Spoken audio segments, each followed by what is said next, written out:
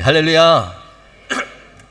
하나님의 크신 사랑과 은혜, 그리고 그분의 위로와 평안과 또 그분의 능력이 이곳에 있는 여러분과 또 여러분 가정, 속해 있는 기업 위에 오늘도 차고 넘치시기를 먼저 예수님의 이름으로 축원합니다.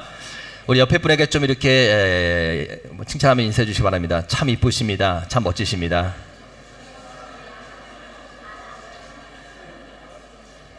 참, 네.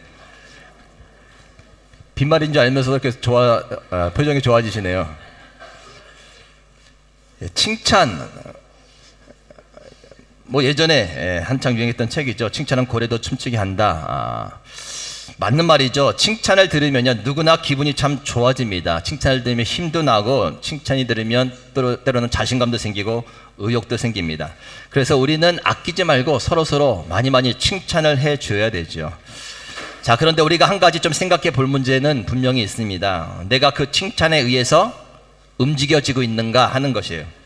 어떤 일을 할 때에 사람의 칭찬과 인정을 받는 것에 의해서 움직여지고 있는가, 그렇지 않은가 하는 것을 좀 살펴볼 필요가 있다는 것입니다.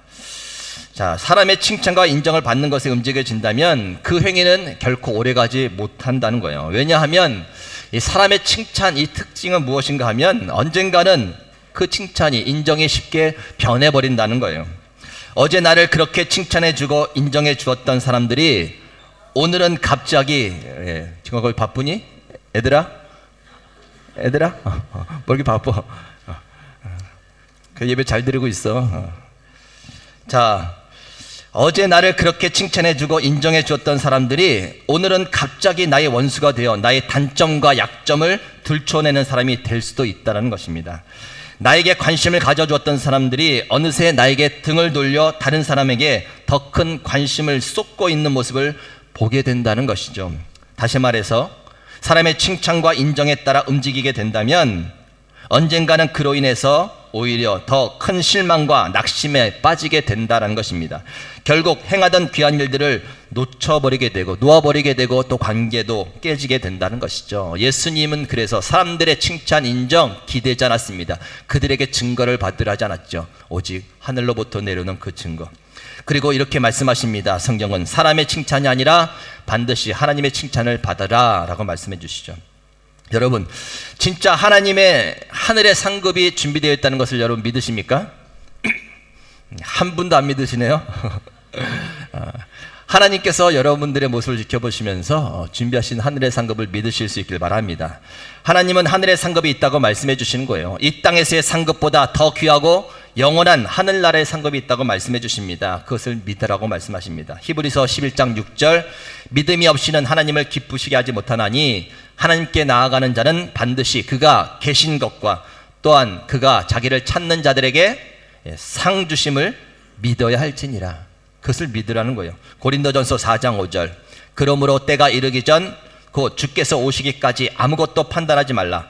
그가 어둠에 감추인 것을 드러내고 마음의 뜻을 나타내시리니 그때에 각 사람에게 하나님으로부터 칭찬이 있으리라. 하나님께로부터 칭찬이 있으면 그때가 되면 우리 옆에 분과 함께 이렇게 인사해 주시기 바랍니다. 하나님께 칭찬 받읍시다. 여러분, 하나님께 칭찬 받으실 수 있길 바랍니다. 우리는 이 말을 수도 없이 들어왔죠. 그래서 너무나도 잘 알고 있는 말씀입니다. 사람이 아니라 하나님께 칭찬을 받아야 되는 것, 사람 앞에서가 아니라 하나님 앞에서 행해야 되는 것, 이 땅이 아니라 이 땅의 상이 아니라 하늘의 상을 바라봐야 된다는 것. 여러분, 이것을 처음 듣는 분 계십니까? 모르시는 분 계십니까? 혹 교회에 나온 지 얼마 안 돼서 처음 듣는 분도 계실 겁니다.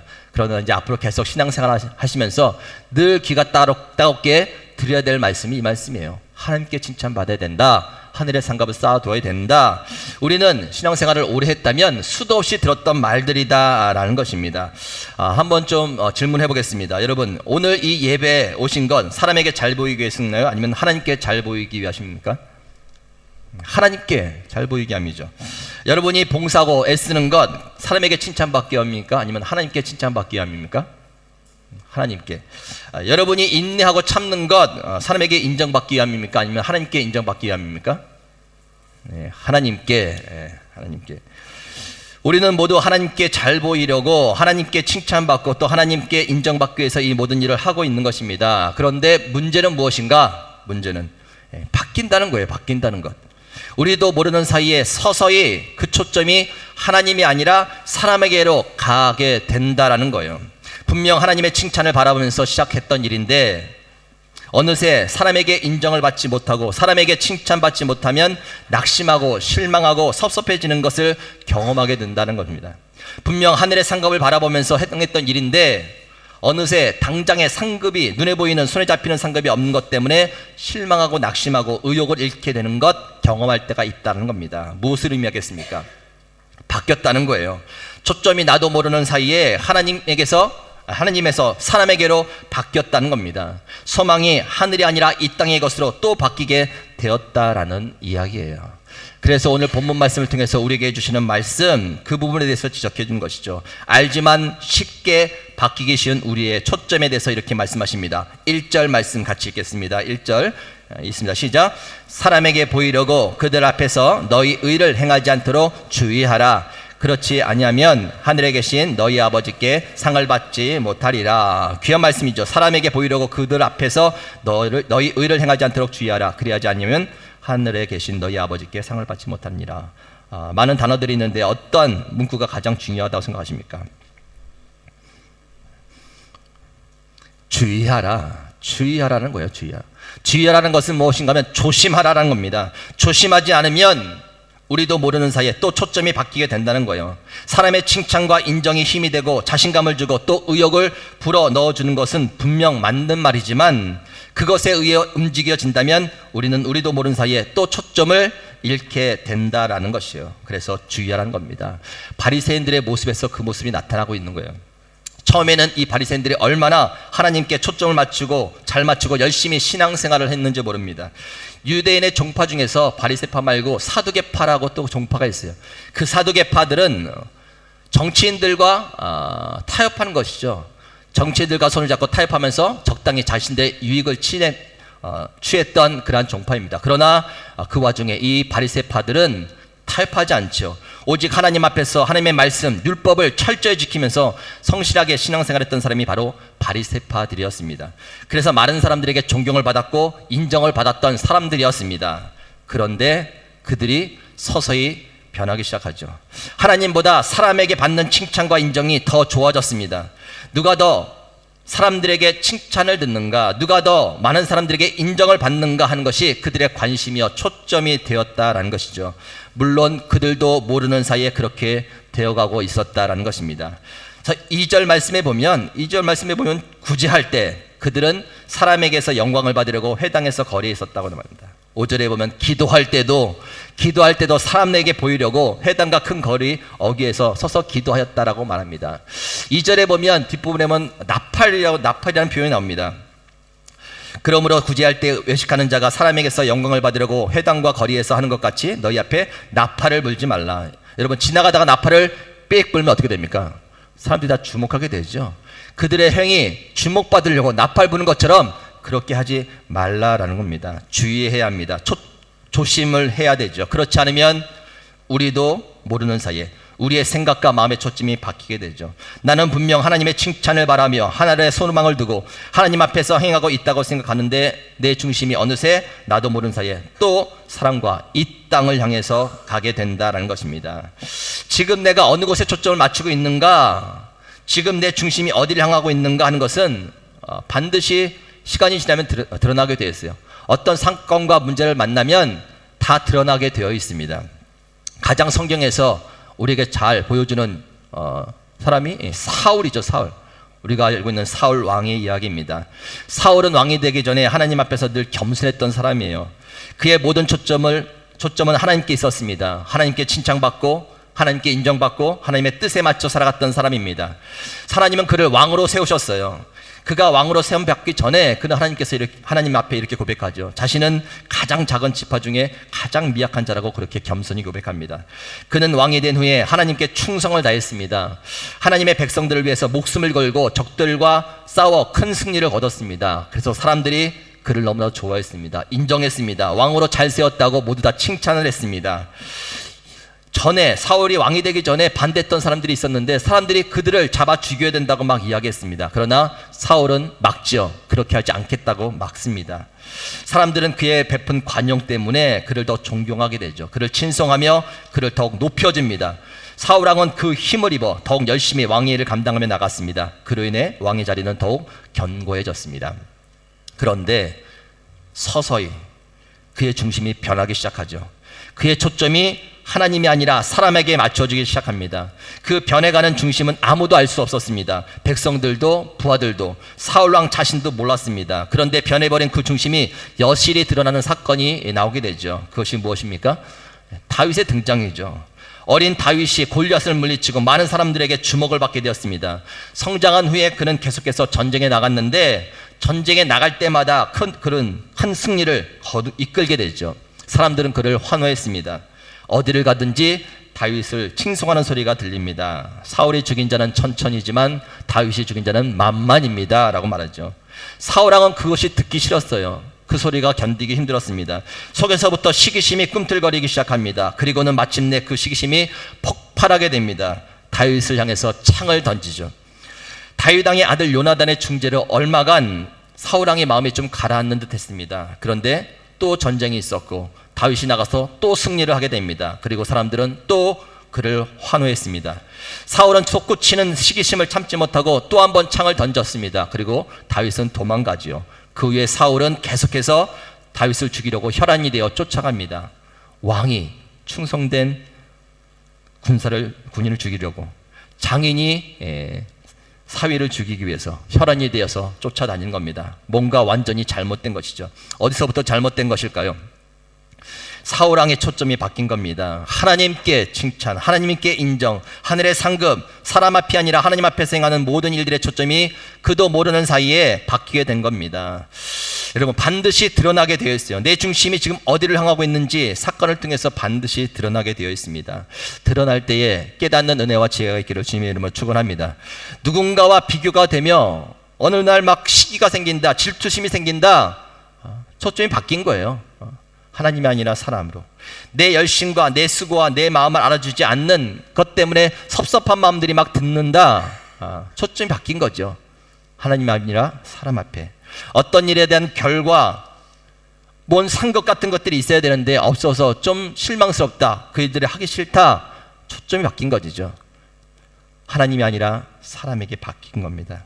물론 인간에게는 순간적으로 그런 감정과 생각이 들 수는 있습니다. 그러나 그 감정과 생각이 하루가 지나고 이틀이 지나고 한 달 계속된다면 이것은 돌아와야 됩니다. 심각한 영적인 문제죠. 완전히 그 초점이 바뀐 상태라는 것을 우리는 인정해야 됩니다. 그것이 드러날 때 그냥 인정하면 되죠. 하나님 맞습니다. 하나님, 내 중심이 어느새 또 하나님이 아니라 사람에게 가 있었는데요. 그러니 내가 이런 것들을 자꾸 느끼게 됩니다. 내 마음에 또 하늘의 상급이 아니라 이 땅의 것 추구하려고 애썼네요. 그래서 또 이러한 섭섭한 마음이 드나 봅니다. 나도 모르게 또 사람에게 인정받고 사람에게 칭찬받는 것을 쫓았네요. 하나님, 인정합니다. 목사인 저는 어떻겠습니까? 목사, 체면이 어디 있습니까? 무조건 인정해야 되죠. 또 지내다 보면 사람들에게 주목받는 일, 그 일들 때문에 기분 좋았다가 주목받지 못하면 마음이 다운되는 것 인정해야 되죠. 하나님 또 사람을 봤네요. 사람을. 하나님이 아니라. 살려면 인정을 해야 됩니다. 인정하고 다시 초점을 맞춰야 되죠. 사람이 아니라 하나님께로, 이 땅의 상급이 아니라 하나님의 하늘의 상급을 맞춰야 됩니다. 다시 시작하는 자들을 다시 좀 시작하며 초점을 맞춰 가실 수 있기를 바랍니다. 다시 시작하는 자들에게 하나님께서 위로의 말씀을 주시는데 무엇이라고 주시는가 하면 4절이죠. 4절 한번 같이 읽겠습니다. 4절 말씀이 있습니다. 시작. 내 구제함을 은밀하게 하라. 은밀한 중에 보시는 너의 아버지께서 갚으시리라. 누가 갚으십니까? 하나님께서 갚아주신다고 말하는 거예요. 내가 다 보고 있다. 은밀한 중에 내가 갚아줄 거야. 6절도 같이 있습니다. 시작. 너는 기도할 때에 내 골방에 들어가 문을 닫고 은밀한 중에 계신 내 아버지께 기도하라. 은밀한 중에 보시는 내 아버지께서 갚으시리라. 누가 갚아주십니까? 하나님께서 갚아주시겠다고 말씀해 주시는 거예요. 옆에 분에게 한번 인사하시기 바랍니다. 하나님께서 다 갚아주십니다. 여러분, 믿으실 수 있기를 바랍니다. 하나님께서 다 갚아주시고요, 하나님께서 다 보상해 주시고요, 하나님께서 다 보답해 주시는 거예요. 다 성경 말씀에 그 말씀이죠. 잠언 11장 25절 구제를 좋아하는 자는 풍족하여질 것이요 남을 윤택하게 하는 자는 자기도 윤택하여지리라. 남들은 알아주지 않지만 남들을 위해서 애쓴 것 누가 더? 하나님께서 풍성하게 만들고 더 윤택하게 만들어 주시는 거예요. 누가복음 6장 38절 주라 그리하면 너에게 줄 것이니 곧 후이되어 누르고 흔들어 넘치도록 하여 너희에게 안겨주리라. 너희가 헤아리는 그 헤아림으로 너희도 헤아림을 도로 받을 것이니라. 넘치도록 남들이 알아주지 않는 그 일들 하나님께서 은밀히 보시고 넘치도록 부어주신다는 거예요. 네가 남들을 다 헤아려주면 그 헤아려준 것 그 사람이 알아주지 않아도 내가 너를 알아줄 거야, 내가 너를 헤아려 줄 거야 라고 말씀해 주시는 거예요.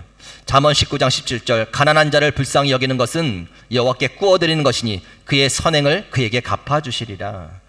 가난한 자에게 준 것을 하나님께 구워준다는 그런 표현을 쓴 거예요. 반드시 갚아줄 거라는 하나님의 강력한 표현이죠. 하나님께서 갚아주신다고, 보상해 주신다고, 보답해 주신다고 말씀해 주고 계시는 것입니다. 요즘 큐티 여러분 하고 계십니까? 말씀이라도 좀 이렇게 보셨으면 좋겠는데 요즘에 나가는 진도가 요한계시록이에요. 요한계시록. 요한계시록의 앞에 부분인데 아시아에 있는 7교회에 하나님께서 메시지를 전하시죠. 책망과 칭찬의 메시지가 전해집니다. 한 교회 한 교회마다 구체적으로 자세히 칭찬할 것 칭찬하시고 책망할 것 책망하십니다. 근데 거기에 귀 있는 자는 성령이 교회들에게 하는 말씀을 들을지다. 교회들에게. 그 당시에 그 교회뿐만 아니라 이 당시에 있는 모든 교회들, 미랄교회 포함해서, 그리고 우리 성도 한 사람 한 사람, 성전인 우리 한 사람 한 사람을 향한 메시지예요. 무엇입니까? 반드시 하나님께서 평가하시는 그날이 온다라는 겁니다. 이렇게 그럭저럭 살다가 그럭저럭 그냥 지나고 그럭저럭 그냥 마무리되는 것이 아니라 반드시 어느 날 결산할 때가 온다는 거예요. 하나님 앞에 서서 하나님께서 구체적으로 책망할 것 책망하시고 칭찬할 것 하시는 그때가 반드시 온다는 그런 메시지입니다. 그런데요, 참 말씀해 보면 좀 재밌는 것이 있습니다. 라오디게아 교회, 라오디게아 교회, 요한계시록 3장 17, 18절 이렇게 말합니다. 네가 말하기를 나는 부자라 부요하여 부족한 것이 없다 하나 내 곤고한 것과 가련한 것과 가난한 것과 눈먼 것과 벌거벗은 것을 알지 못하는도다. 내가 너를 권하노니 내게서 불로 연단한 금을 사서 부요하게 하고 흰 옷을 사서 입은 벌거벗은 수치를 보이지 않게 하고 안약을 사서 눈에 발라보게 하라. 무엇입니까? 자기가 보기에는 혹 남들이 보기에는 막 부요한 것 같은 거예요. 부족한 것이 없는 것 같은 거예요. 그러나 실상은 무엇입니까? 하나님의 평가. 하나님께서 보실 때는 너 가난해, 너 궁핍해, 너 앞도 못 본 사람이야, 이렇게 말씀해 주시는 거예요. 말씀해 주시는 거예요.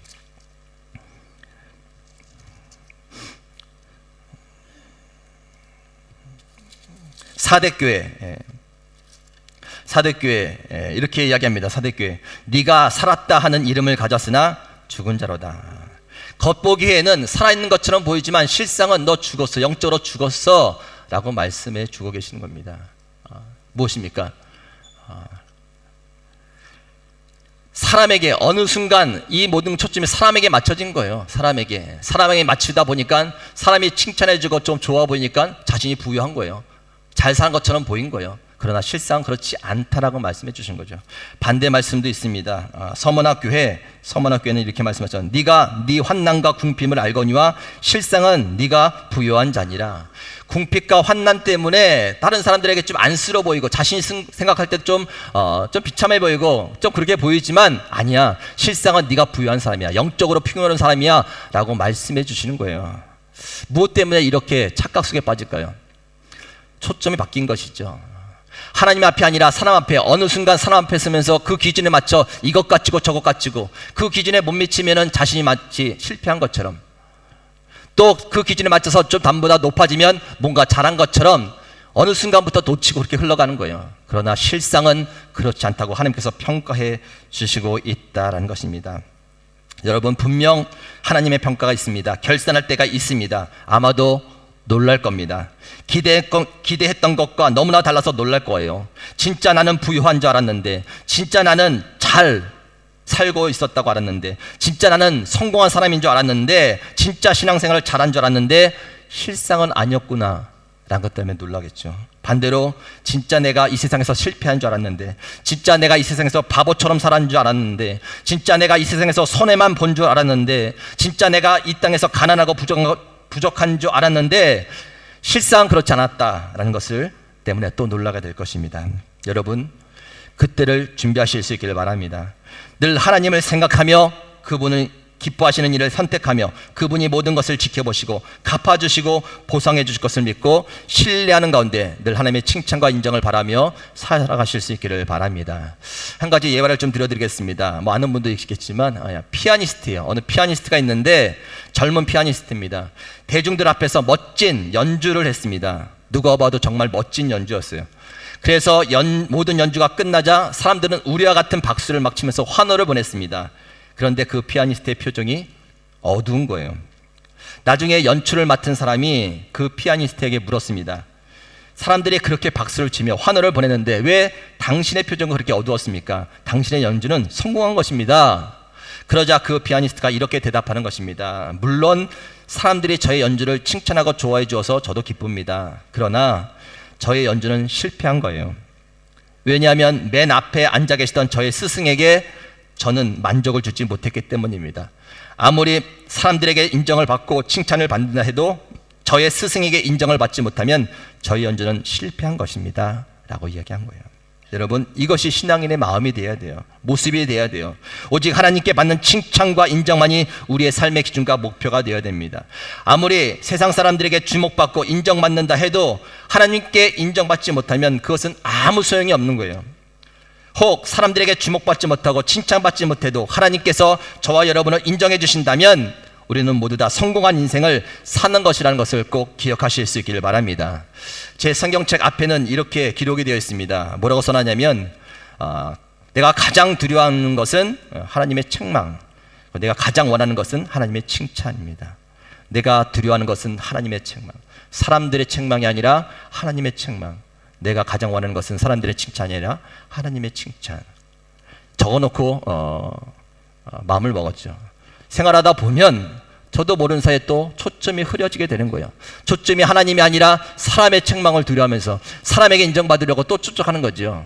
나도 모르는 사이에. 그러나 사건과 문제 속에서 드러나게 되죠. 내 감정을 속일 수 없습니다. 떠오르는 생각을 떨쳐버릴 수가 없죠. 어느 순간 또 내가 사람을 쫓아갔구나라는 것들을 알게 되는 것이죠. 알게 되는 것이 은혜이고 인정하면 됩니다. 그리고 다시 시작하면 되죠. 하나님께서 그러한 자들에게 말씀해 주십니다. 내가 다 안다고, 내가 은밀한 중에 다 보았다고, 너의 애씀, 너의 수고, 너의 노력, 네가 참아낸 것 내가 다 안다고.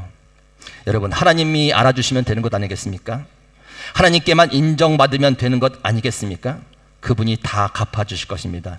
다 보상해 주실 것입니다. 사람을 보며 세상을 볼 땐 만족함이 없지만 또 실망스러운 일들이 많겠지만 그러나 하나님을 보면 참된 만족과 소망이 생기게 될 줄 믿습니다. 오직 하나님의 칭찬과 인정을 바라며 늘 하나님 앞에서 여러분의 모습을 점검해 가시면서 더욱 귀한 모습으로 성장하고 성숙해 가시며 정말 마지막 그 결산 때에 하나님께 칭찬받는 저와 여러분 되시기를 예수님의 이름으로 축원합니다.